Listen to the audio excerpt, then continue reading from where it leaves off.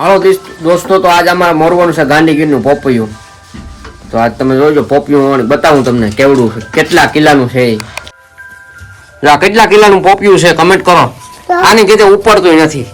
જો એટલે આની તો હનુમાન બાપા પ્રગટ છે કે ઉપર લીધું. ઓહો હોલા જો આગળ રેડી યાર પોપિયન થઈ ગયું રેડી. પપ્પા જો હા ઓ ભાઈ એવું છે ટ્રોપો.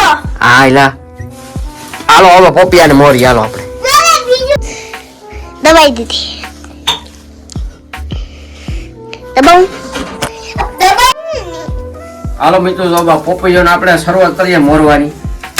તો આ હે 4 કિલ્લાનું પોપિયું છે. કેટલા કિલ્લાનું? 4 કિલ્લાનું. આ ખોટવાનું નથી, આ 4-5 દી આલ છે અમારે ફ્રીજમાં મૂકીને. આ ઘઉં તો ખરી તમે આ પોપિયાને છે ને હંમેશા આડું મોરવાનું, એટલા માટે આના બી છે ને તે નર ન થાય. નકર તમે ઊભું મોરો પોપિયાનું બી ઉગે ખરી પણ એ નર થઈ જાય, એમાં ફૂલ આવીને ખરી જાય. અને આ પોપિયાનું બી તમે વાવો ને એટલે કાયદેસર પોપિયા જ થાય, એમાં કઈ ઘટે જ નહીં. ને એ 5-5 કિલ્લાના, આ 4 કિલ્લાનું પોપિયું છે. જો હવે બી કાઢીને તમને શીરું કરીને ટેસ્ટ બતાવ્યો. ઘડીક વાર ખોબરો વિડિયામાં સમજી લે. આવ તો દોસ્તો પોપિયાનો ટેસ્ટ કરીએ આપણે. હાલે ભાઈ ટેસ્ટ કરે કેવું છે?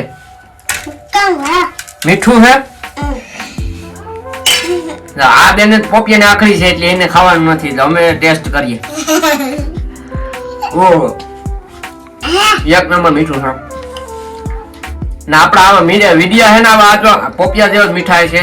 આપણે ચેનલમાં થોડાક જોઈ નાખજો અને થોડોક સપોર્ટ કરજો. તો વિડીયો આપણે સ્ટોપ કરીએ. તો જય માતાજી, જય પૂરા પૂરા.